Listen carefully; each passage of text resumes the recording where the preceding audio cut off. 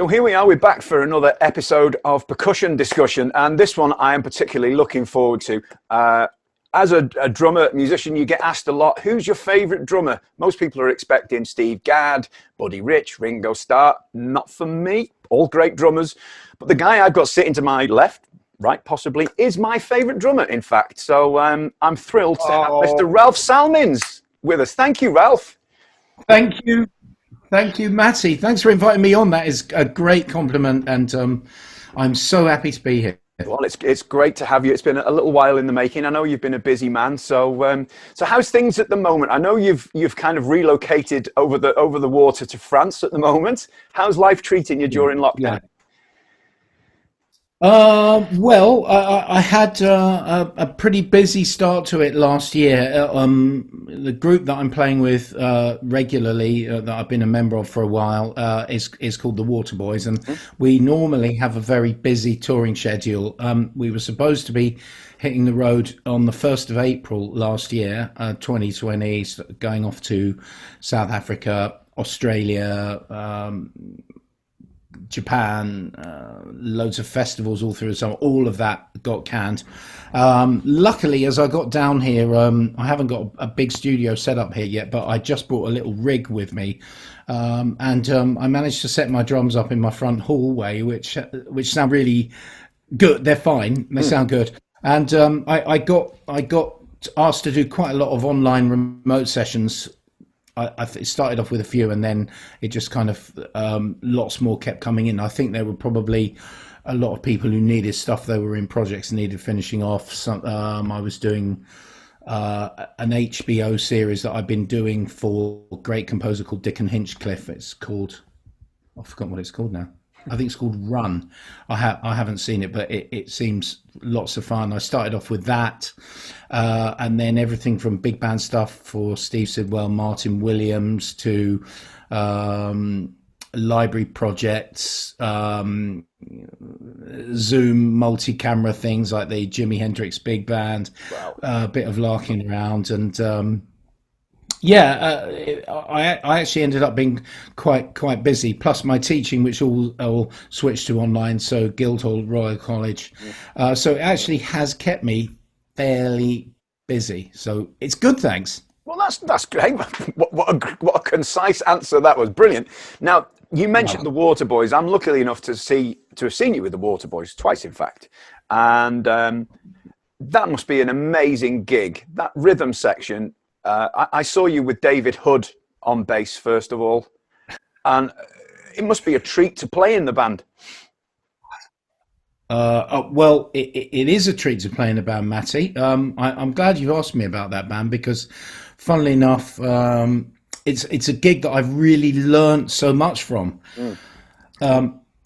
Mike Scott is an amazing artist. He's a totally fantastic band leader.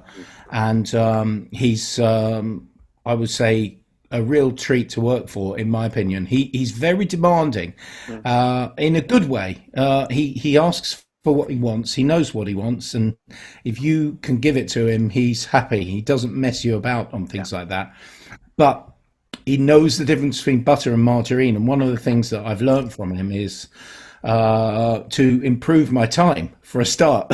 He's got incredible metronomic time, and when I first joined the band, he was really onto me about, like, oh yeah, that's pushing and that's dragging and that's this and he was absolutely bang on all the way through, and he might not sort of say anything for ages, and then it'll be like, what was going on there? I was like, oh yeah, I was getting a bit excited there.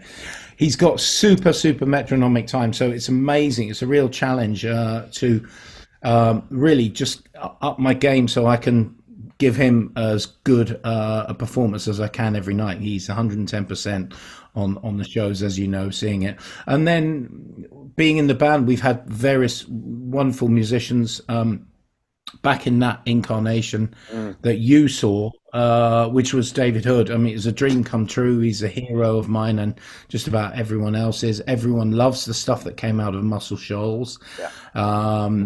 Roger Hawkins is a hero of mine. I've listened to all of the records that they've played on, and my goodness, I saw the list. David, someone typed out a list of the stuff that they did, and it was just incredible. And funnily enough, when we went to play on, it was in the last 2 weeks of the Letterman show in New York, and we did it with the band, and it's a tiny, it's not a very big theatre backstage, it's an old theatre, and we just kind of were walking past the guys in the band. I didn't know any of the guys, although I'm aware of all of them. But anyway, David is big friends with Will Lee, who was a bass player, and he's also played with Anton Fig, the drummer, and he knows the guys anyway. And without even saying anything, what they did on the show is, they do the play-ons and the playoffs for all the guests. Well, what they did was they decided to do a whole load of David Hood's hits that he played on for the play-ons and playoffs as a kind of private tribute to David Hood that nobody even knew except them and us. That they were just playing all of David's hits for the play-ons, and then when we came on stage, they were just jamming after the commercial break. They were just jamming "I'll Take You There," and then we jammed along with them. It was just fantastic. So to play with people like that has been it's been a privilege and an amazing experience for me.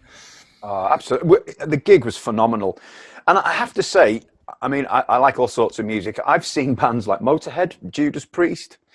And then I have to say, the gig I saw with you, which was in Llandudno, was the loudest gig I have ever heard in my life. And that is no exaggeration. It is without... People say, was it Motorhead? No, it was the Waterboys. Yeah, I think that year it was what happened was David Hood is, I mean, he's a funker, but the record that we made with him, which we recorded in Nashville, is kind of a rock album, and then we toured it, and then Mike was really in a sort of a rock space, and he was rocking out hard, and also the guy who was doing our front of house, Mac, who's a fantastic sound engineer. Takes no prisoners. It was, we were really playing rocky style for quite a while, and it was very full on. Even David, who's not known as a rocker, but I mean, Dave could rock out as good as anyone. But, I mean, he was saying there's one tune where this tune we used to end up the gig with it called Long Strange Golden Road, and this was like eighth notes on the bass, do do do do do do do, for about 10 minutes, and full on, and I mean, it's quite a physical feat for the bass player to keep doing that. It's exhausting, Anyway, he did it. It was rock. My fillings almost fell out that night. It was like, I think I've lost a few myself on that gig, Matty. Well, I spoke to I know a few of the guys who work in the theatre, the regular crew, and they said, that's the first time we've had a complaint from the council ever, and it's been open for years. Yeah, I don't think the show is as loud these days, but in most places now they have limiters and stuff, and you can't really blast it out. But Mike was in a real sort of like no holds barred rock phase, and we were rocking it out. So I mean, that's just how it is. Sometimes, like we play really quite a lot of quiet acoustic stuff. Like at the moment, last time we were doing stuff where he's playing acoustic or 12 string, and it's very delicate, and I'm playing brushes. So it just depends. He's got a very varied style, It's a great gig, though. I've really enjoyed it. And because I've got some fantastic predecessors in the band. Immediately before me was Ash Sohn. Before him was Damon Wilson. Before him was Jeremy Stacey. And before him was Jeff Dugmore. So I'm hoping that, this could be the start of something good. Well, it was incredible, and a great back catalogue of songs as well. So it's great to have caught you with them. Now, the first time I became aware of yourself was back in 2001. I'm a big band fan, not a Robbie Williams fan, I'll be honest, but I appreciate what he's done for the genre. And I happened to catch the Swing While You're Winning at the Albert Hall, which I believe was your good self. And there was one track It in was. particular, I mean, it must have been on TV or something, and it was a breakneck version of Lady is a Tramp. and and instantly Yes. drawn. I was like, "Wow, who's this guy?" You know. And ever since then, that was the thing that was the magnet, if you like, that drew me in to your playing. That was some band, that That's wasn't it? Thanks, Matty. Yeah, it was a great band. It was a great project. I did some recording for the record in London with the same guys, and luckily enough, it's just one of those things where the when the MD, the arranger, and the personnel come together, and you get a great band. And we've got some fantastic big band players Mm. in the UK. And Steve Sidwell, who's an old buddy of mine, was in charge of it. He was writing the arrangements, and I'm really proud of the band. It's a fantastic band, and he booked a great band for that gig, and we did the gig, and it was lovely. And it was a very nice experience. It was all very tidy, great arrangements. Yeah, We had enough rehearsal. All the sound was good. There were no passengers in the band. It was one of those where really, when it comes together, and you can tell, like Robbie, he's not a jazz singer, but no, no, apparently he wasn't even when they kind of just gave him his schedule for the Albert Hall gig. He sort of wasn't even aware that was going to be happening right then. He just come off a different set of work, and he was really tired and everything. And they're like, "Oh yeah, you're going to do this Albert Hall gig now." He's like, "What?" And I've got to hand it to him. He nailed it. He did a really good job. He's a good performer, isn't yeah, he? 100%, 100%. Yeah, it You was know what I lovely. mean? And he's Yeah, done a lot, kind of bringing it back to the forefront. You know, so you can't yeah. knock him. You can't knock him for that. You really No, can't. it's good. I mean, like he would be the first person to say, "Look, I'm not Frank Sinatra, but he loves the music Mm. and he wanted to do it." And I think us guys like you, me, who love big band music. Of course, the greats, they are pretty much untouchable, Mm. and the standard is incredible. You can't topple off Frank Sinatra, No. Nat Cole, or anyone else off the top, but people fancy doing a project, and like the Robbie thing. Bjork did that track, of course, and then now Gary Barlow's done a record. It's lovely. It keeps the genre alive, and also it keeps younger people interested in the music, which is great. Yeah, and it's keeping musicians working as well, rather than you can't really program that stuff to sound real, can you? You need players.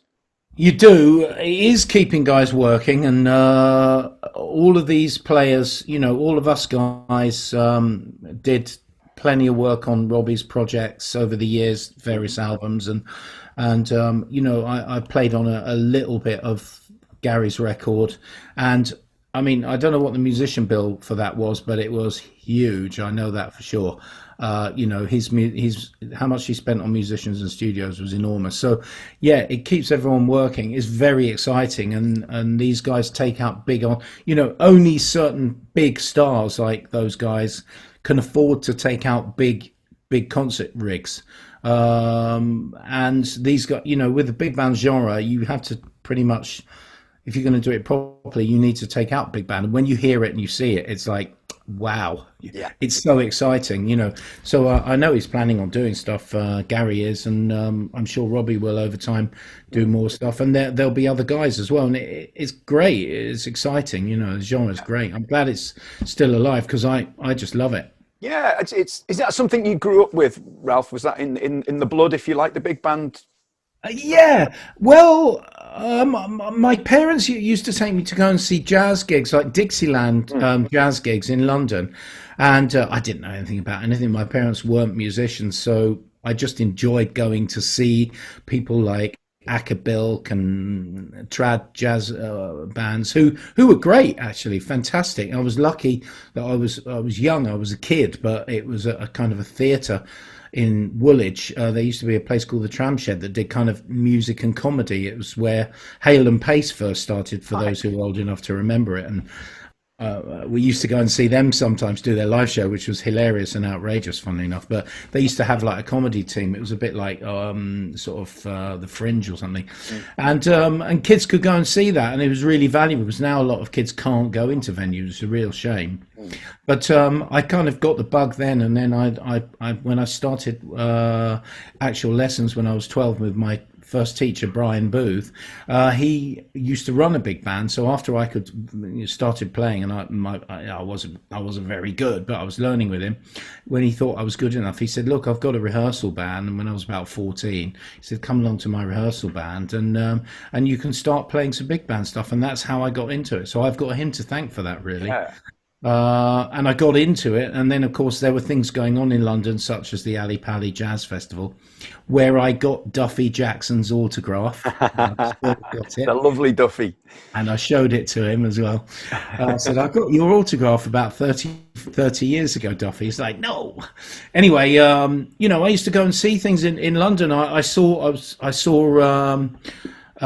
don't know, Lionel Hampton's band. I saw Duffy play at Ali Pali Jazz Festival, which is incredible. It's called the Capital Radio Jazz Festival now. It's on the Palace. I saw Buddy Rich a few times when I was a kid, and it was like, goodness me, this is amazing. I didn't really know anything about the genre or the history of it. I just loved it. It was so bloody exciting. So yeah, it is kind of, I took to it, Matty. That's what I would say. I loved it. It seems. I mean, you every style you play, it's always convincing. You seem to be comfortable in any style. But the big band, you just seem to be natural. You seem at home there, really at home. Well, thank you. Yeah, I am at home. It's only, like I say to students, when you're playing music, any genre of music, you got to know it well enough to be at home with it, be happy with it. And if you do learn it and you know it, I'm not just talking about out of books, but you need to listen to it, as you know full well. Once you submerge yourself into that music, then you speak the language and you can do it. Yeah. So with big band, if you've been listening to Count Basie, Sonny Payne, Duke Ellington, Sam Woodyard, perhaps, Elvin Jones, Peter Erskine, Jeff Hamilton, anyone you want, all of the greats, starting at the beginning and coming up to present day, including some of the more modern big bands, such as the last incarnation of the Bob Brookmeyer big band, which is incredible. Yeah. And then some of the guys who I'm listening to who are playing with the German radio band, such as Hans Decker and all the guys in the States, Maria Schneider's band and so on. There's a tradition there. You just you just fall into it once you speak the language, and you're just like, oh yeah, this is that, and do that, and it kind of, after a while, and you've done enough of it, it just falls under the fingers because you've got a concept. Yeah. And the same applies to all styles of music, I think. Of course. And you'll agree with me, I'm sure. It's about knowing it well enough to be authentic. Yeah, that's the thing, isn't it? It needs to sound like it's something you've always done. I think so. I think so. Because music. I always say this to a lot of my students. We're sitting in a room, and I say, "Look, we are white, middle class, or working class. The class is irrelevant, really. But I would call us sort of privileged bourgeois European musicians who live in a bit of a bubble. That's great. But the thing about it is, if you're playing jazz, if you're playing funk, if you're playing New Orleans, any of this stuff, you have to go and immerse yourself in the social history, the social context, and the whole vibe of what that music is about and where it's coming from. And it's not white, bourgeois, middle class, European. That might lead to a development of jazz that came out of the United States into some more modern European stuff like EST or the Keith Jarrett European Quartet or something. But if you understand the social backdrop of what you're playing, then you get a much more three-dimensional picture of what's going on. Like the vibe.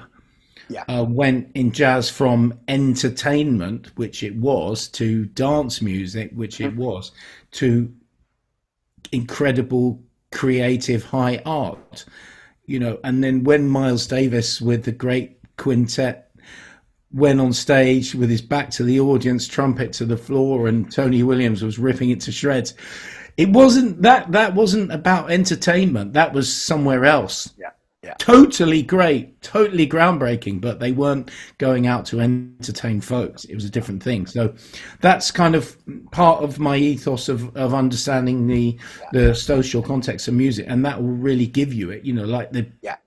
playing for, as Mike Scott says. You know, I like that guy. He plays for his life, and a lot of the people, the funk drummers in James Brown, they're playing for their life. I mean, they would have had guns pulled on them, maybe by James, and certainly they were going to get fined if they were making mistakes, and that stuff does transmit through to the music.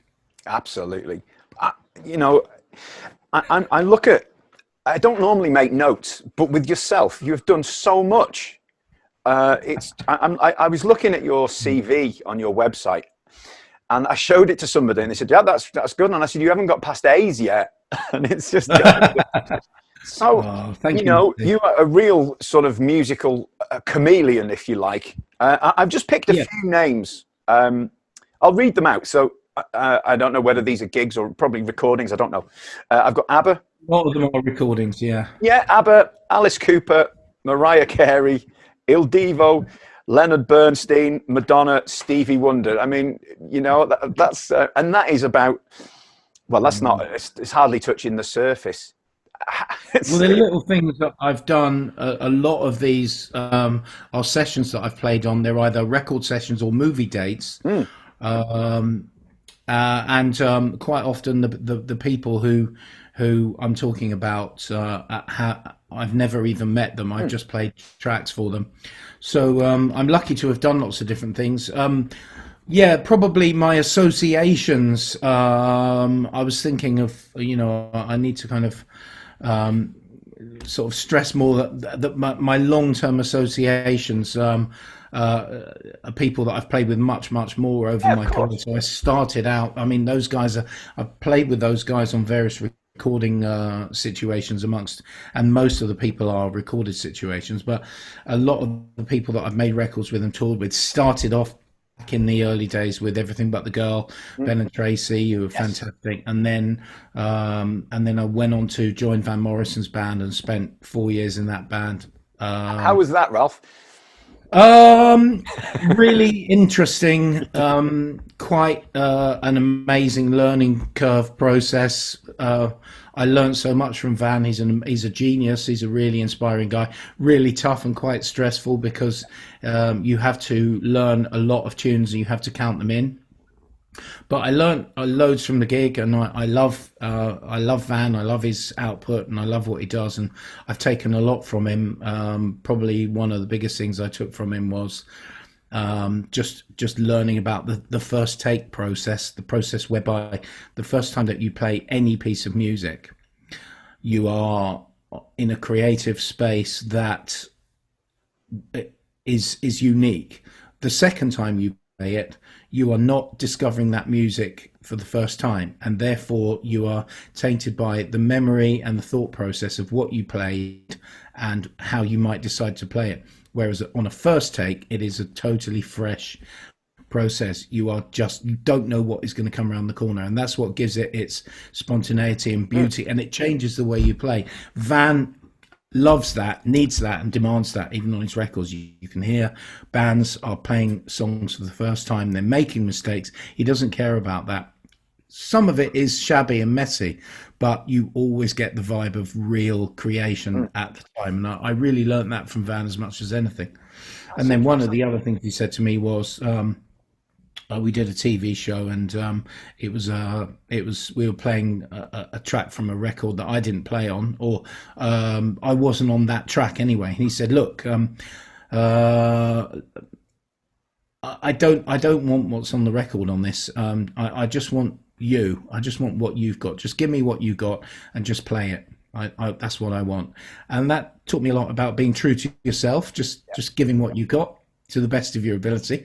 So it was a great gig. I'm privileged to have done that.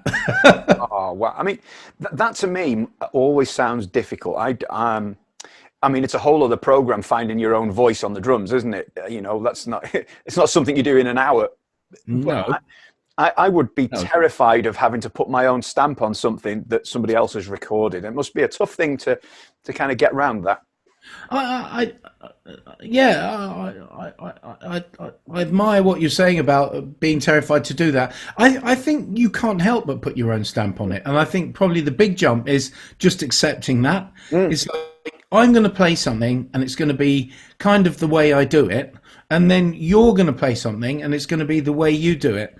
It's going to be different.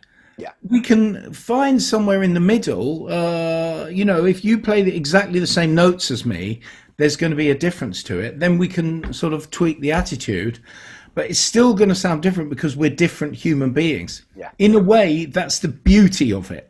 Yeah. Yeah. And I think the tough one is accepting that what you've got is worthy and it's great. Every single musician, every drummer has got something that they can do better than anyone else. They've got something special that is there. Well, sometimes it takes a bit of finding, but I do believe that. Yeah. And the thing is, I found myself on a gig once in Paris, and I was playing with Kyle Eastwood at the time, and we did a launch gig for one of his dad's movies, which was a beautiful film called Letters from Iwo Jima. And we played in a sort of a club at the Ritz in Paris. And of course, one of Kyle's friends from France, because he lives in France, is Manu Katché. And of course, guess who came down and sat in a kind of an armchair right in front of the stage, watching the whole gig? Yes, Manu Katché. It's at points like that when you have to say to yourself, "Look, I'm just going to give this what I got because that's the best I can do." But at your level, that's not a thing anymore. Would that still get to you if you had?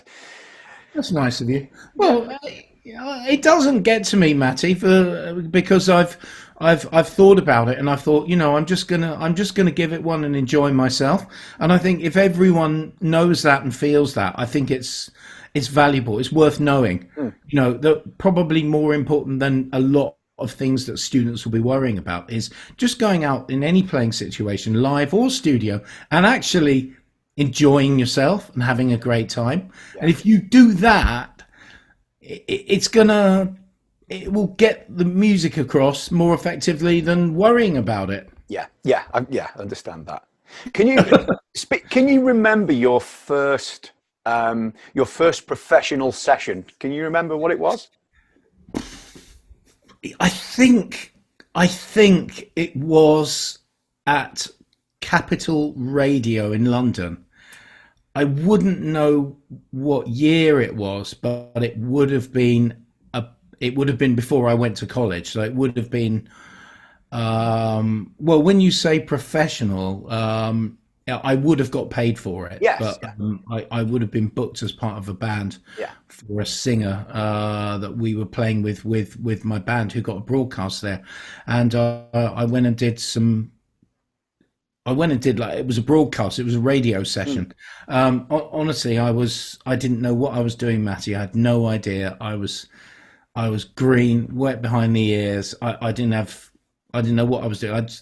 It was probably shocking. I had no idea. It wasn't that I was insecure. I just didn't know. I was doing professional gigs back then, probably when I was in about 17 back then, or 18, just before college. But after that, I didn't really sort of get into actual proper studio work until probably I was about 28. Yeah. So came out of college about 22, and then I was working. Well, I worked with the BBC Big Band a lot when I was on trial for the job, and that was fantastic, great experience. So that was a lot of professional work straight after college. I don't know, did it for loads of it for a year. All the guys who auditioned for it did it loads, and they put us on trial for months on end. And that was great. So that was actually a studio job at the time. Okay, right. It was like 7 sessions a week at Maida Vale with the radio orchestra, big band, and all of that. So I was doing that when I was about 22, 23. And then after that, I didn't really get into studios until I was about 28. So after that point, I knew what I was doing a lot more Yeah. thank goodness. And then I was still pretty wet behind the ears, but luckily enough, I learned. I think I got away with it by learning quickly. But I found all of it out for myself. Whereas most of this stuff now, I'm teaching to my students, and I teach them in my studio. I record them, I play them back, I make them listen, and all of that. So luckily, I had to find it out for myself. A lot of students are getting the benefit of access to technology, and they learn much better, much quicker. And Yeah. a lot of my students at college are fantastic drummers, and they're still at college and they've got tons of skills down. Same with you. I'm sure you encounter the same thing. Well, on a slightly lesser level, but yes, I suppose I in wouldn't my say. own way, in my own way. But I mean, you've got to be one of the most recorded drummers in the UK. From just you look at, all right, it might only be odds and sods, but there's a huge back catalogue of work that you've got, and Yeah. I don't need to be modest. It's all there. It's all there to see, and Well, like the most recorded guys who are still around and still with us are the legends, yeah, and we are talking about Clem Catini mm, and Brian Bennett. Certainly, these guys are what I would call the elder statesmen of yeah, drums. And my God, I mean, these guys have played and written top 10 hits. I mean, I think Clem played on something like 50 number ones or something wow, ridiculous. But I mean, those guys come from yes, days when, I mean, they never came out of studios hardly.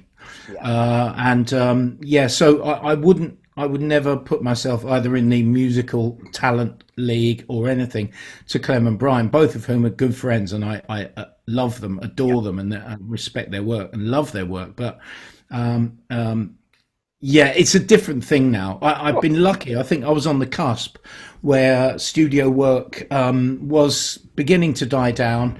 But I came out at a time in the 80s, I came out of college, and then there was still quite a lot to be done.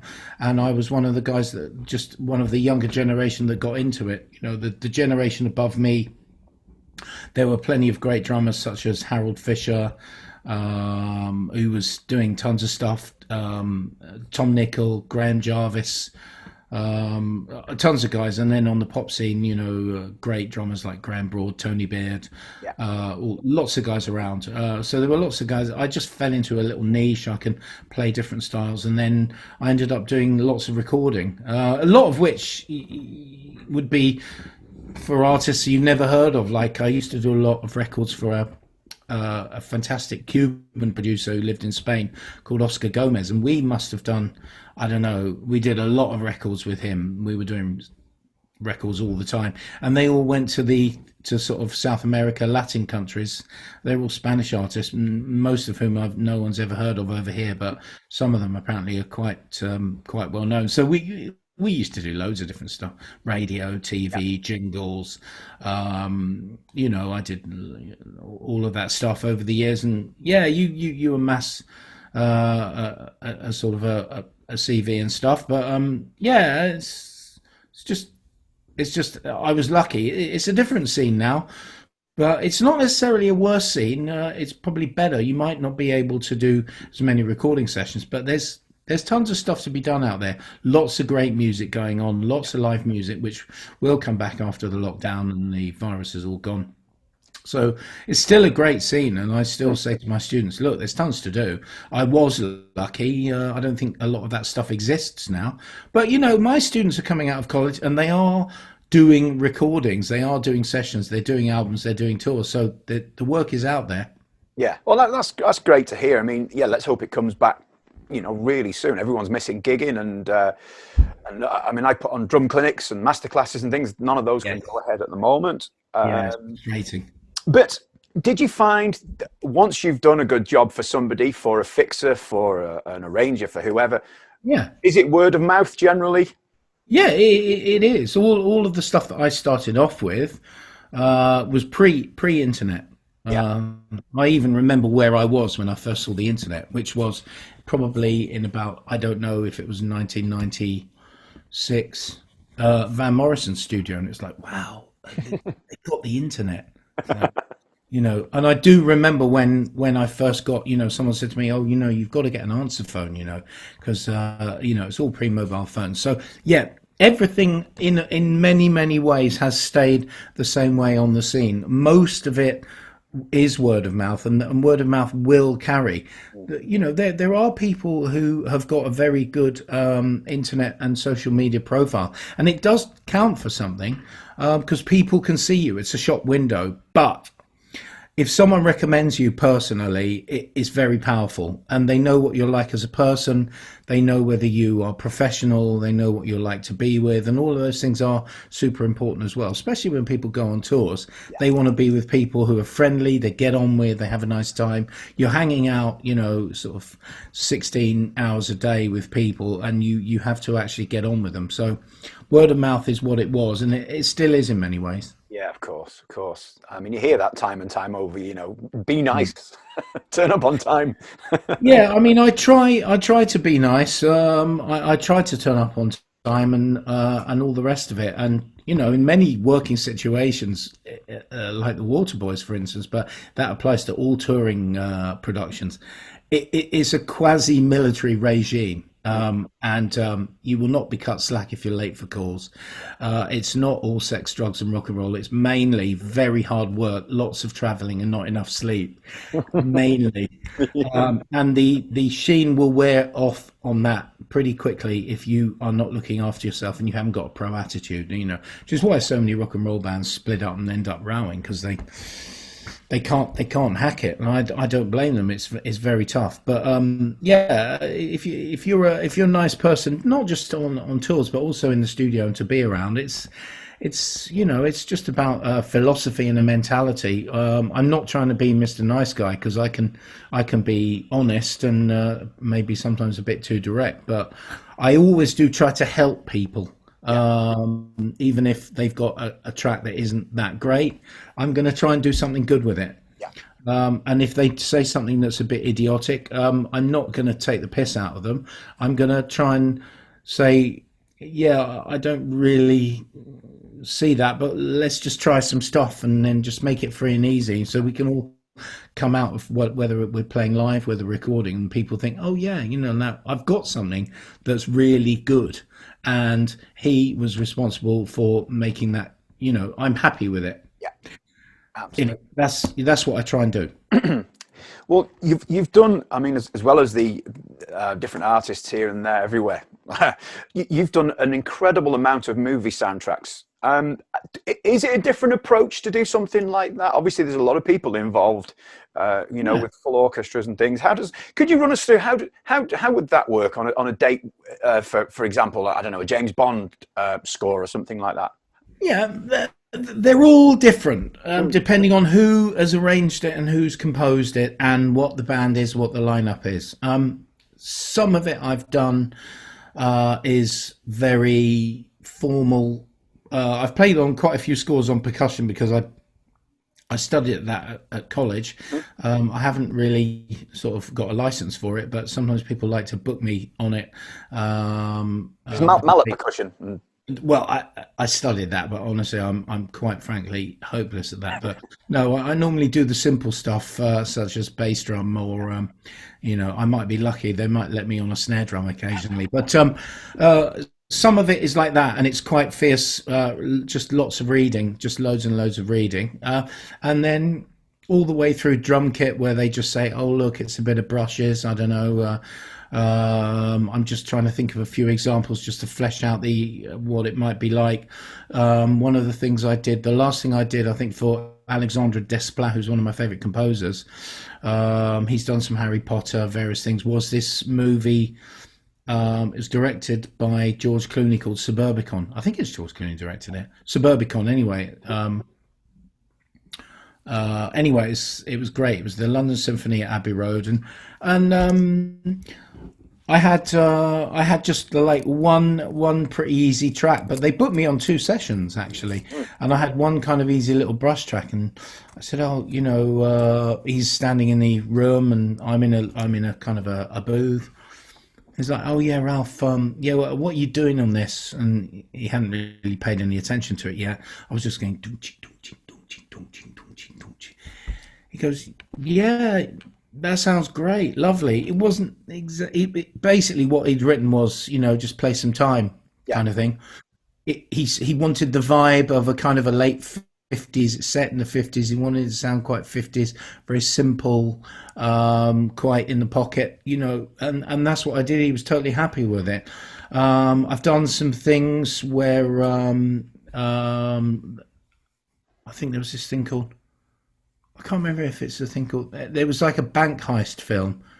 Um, I was remembering it was maybe called Diamond Geezer. It wasn't. I think that was a TV series. It was this one with Michael Caine in it. Anyway, they all rob it. It's where they robbed the bank in Hatton Garden, and it was Benjamin Valfish and Chris Egan was the MD, and they gave me loads of sort of James Bondy spy type stuff. It was hard. It was tricky. There was loads to do in a short amount of time. I found it very hard. I was getting my ass kicked. I was like, oh, sorry, mistakes. And then 1/4 bar, then change of feel, then go into a 3/4, then something that doesn't fall under the hands.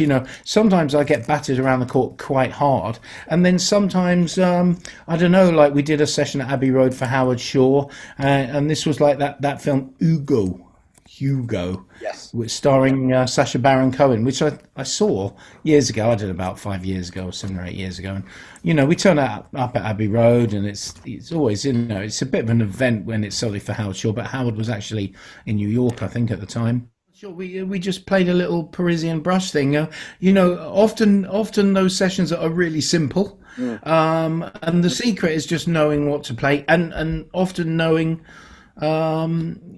What to play, what not to play, what to ignore. Yeah. Yeah. So often you'll get a Often guide. people write. Yeah. Yeah, Yeah. And that's it. you'll get a guide. It can be. I don't take anything that's written too seriously unless you're writing for you're playing for someone who writes very specifically, like Dave Arch, who's one of my oldest friends, who's the MD on Strictly Come Dancing. He's a great writer. When he writes stuff, you can play it Yeah. because he knows what he wants, and he writes it, and it's correct. It works. Well, when I say you can play it, he'd probably butt in and he'd say to me, "Well, you can't." But he writes stuff. He's a good writer, and he writes what he wants. Whereas some people are very, different writers write in different styles, so that can be, something.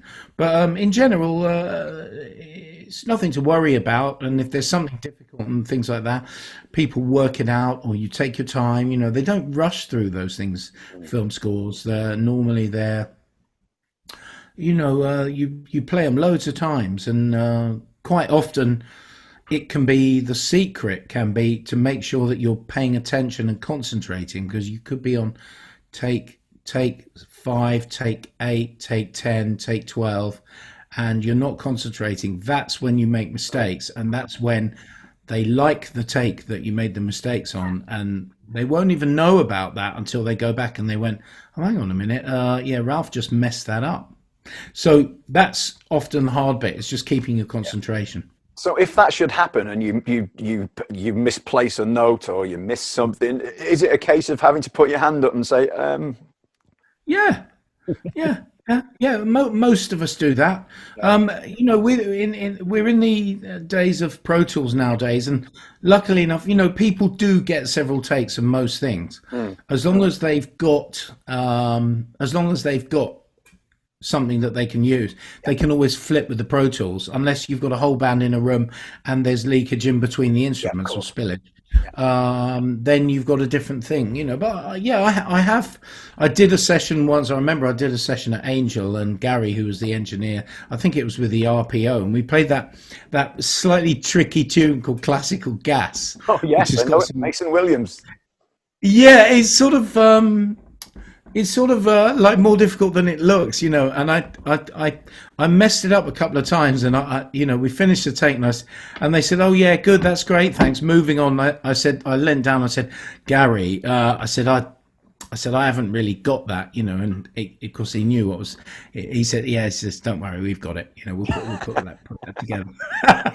Thank you, Gary. So yeah, we do put our hands up, and if we make a mistake, we're all humans. We try not to make mistakes, but we all do. And if you know that you're going to get a really, you're going to get it. If you have to do it a few more times, doesn't really matter. And that's how they, if you rush stuff, it puts pressure on everybody. So they don't tend to do that.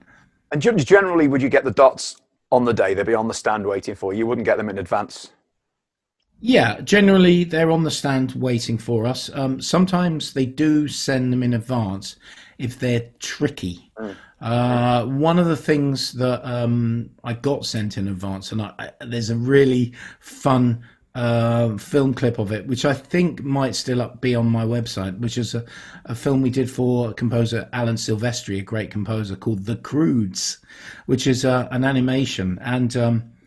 And they sent us the music beforehand, and it was supposed to be, it was like marching band stuff, and I ended up on there were a couple of sets of marching band toms, and I was surrounded by percussionists who were much better readers than me, and then we went out into the room and we were rehearsing it before the session started, and then they were filming it, and they were running the clicks for us or something. We were practicing it, and they actually took the film of it, and you can see film of us like trying to get through it, some quite tricky stuff. It was good fun.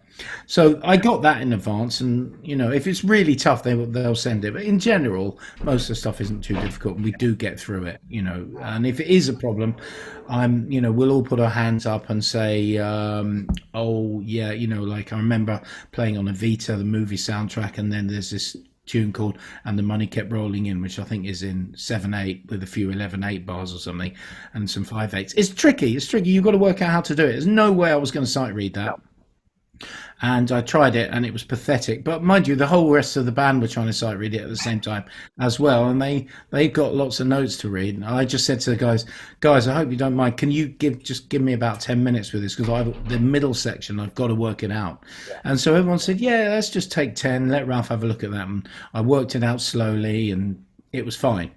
So, it's generally a really nice atmosphere when you're recording, which is lovely. Thank goodness. Yeah, well, it's a great insight, because obviously, 99% of us will never have the opportunity to do something like that. So it's nice to hear, an insight from somebody who's done a lot of. I mean, I think on your website it says over 180 movies you've done, which is a lot. Something like that, yeah. I've done loads, but I can't. Even a lot of them I can't remember the ones that I've done. But there are lots of standout ones. Like I amazingly got to play the James Bond theme at CTS Studio One for John Altman once, which was on. I can't remember which one it was. I think it might have been GoldenEye or something. But anyway, to play that with a big band live, that was incredible. Certain things stick in your mind, like working with Danny Elfman on Charlie and the Chocolate Factory, just me and Danny plus the engineer and the arranger at Air Studios in London. That was incredible. And I asked him a question, and he's like, I don't know about that. I said, oh, are you gonna? There was a thing where it was an animation or something. One of the Oompa Loompas chucks the sticks up in the air, and I said, what are you going to do about that or something? He's like, I don't know. He was like, he gets his mobile phone out and he calls up Tim Burton. He's like, Tim, what are you going to do with this? It's like, wow, somebody pinch me. And stuff like just being at Abbey Road, working on a Harry Potter score for John Williams, doing a Lord of the Rings score at Abbey Road. Amazing. It's a privilege to do stuff like that. I'm in awe of the composers, and I'm in awe of my colleagues, the musicians, who are fantastic players. It's such a privilege and an honor to have done work like that, and I feel so lucky, Matty. I don't feel worthy of it, but I just try and do my best, and I'm really glad when people come back and say, wow, we loved it.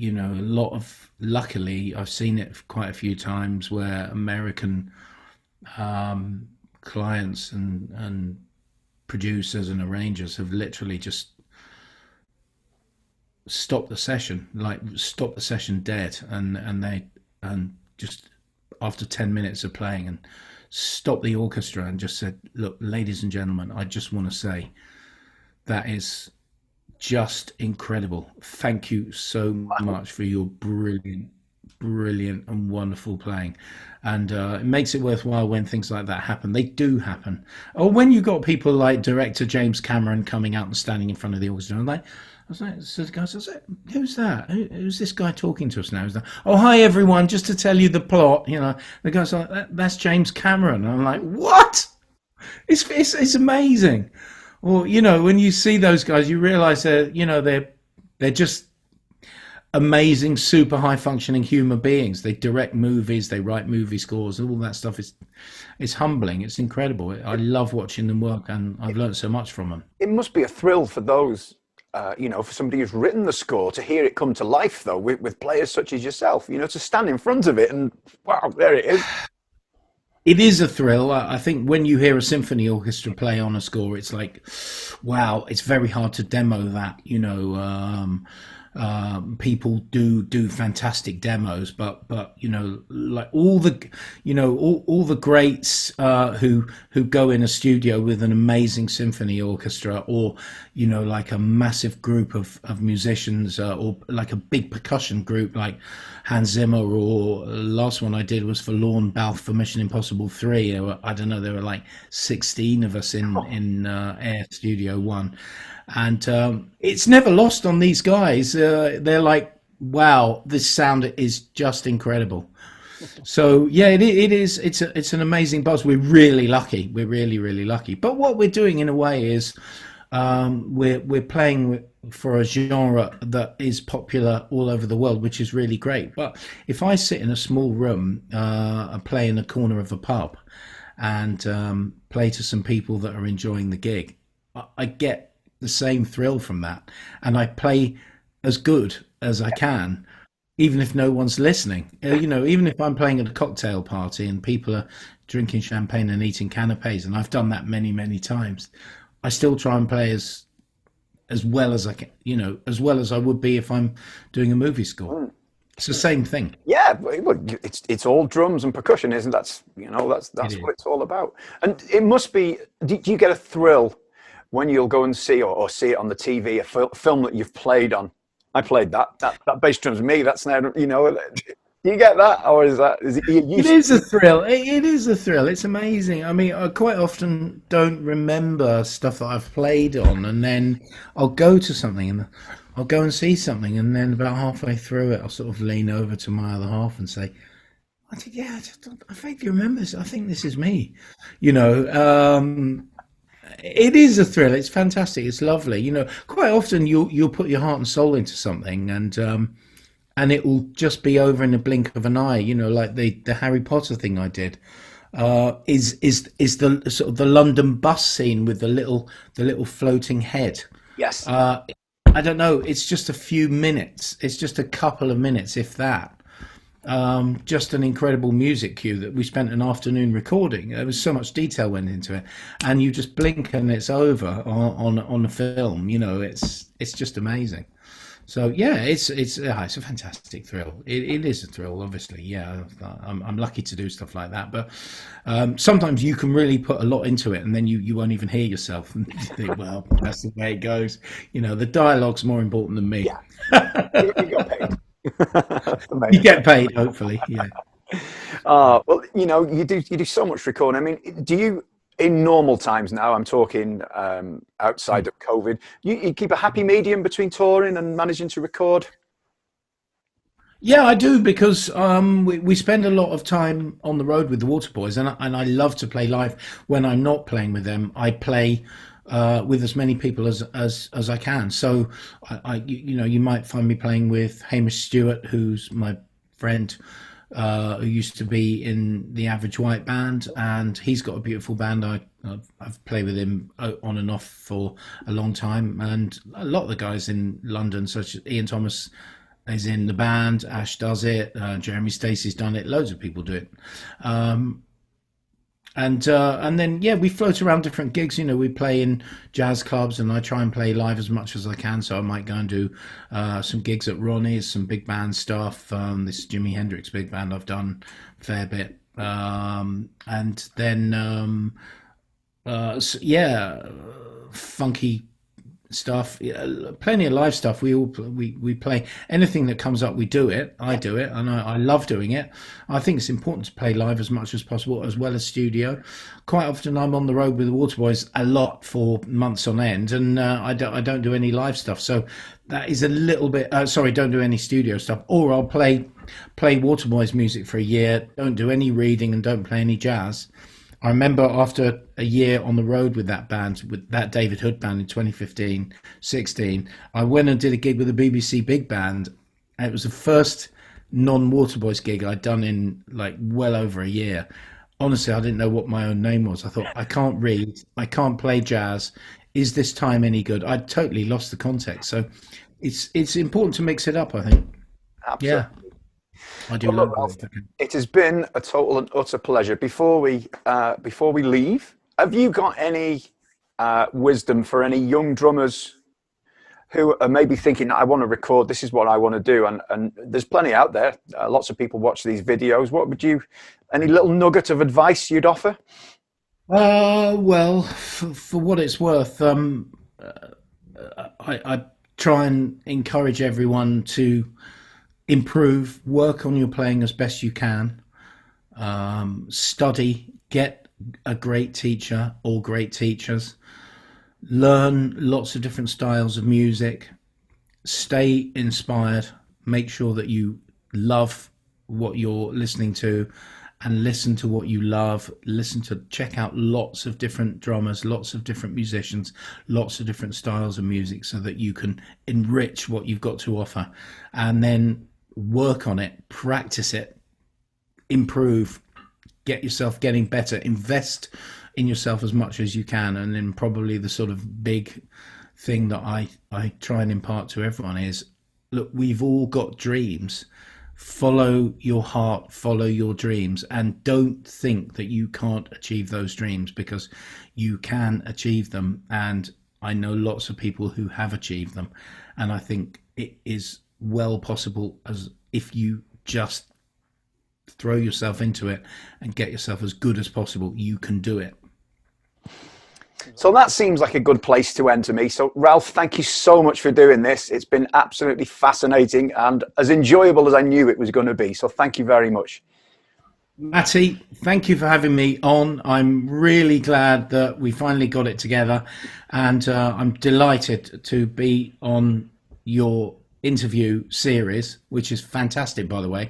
I'll do a little plug for you, just to say to anyone who's watching, please check out some of the great drummers who've been on it, particularly my buddy Duffy Jackson, who we're all thinking of at the moment, because he's just come out of an operation and he's going to get better, but he's a power force. But thanks for having me on and doing all this stuff, which is great. And if anyone wants to get in touch with me, my website's up there. You can send me an email from the website, and also get in touch via you, obviously, Matty. Great. Thanks very much, Ralph.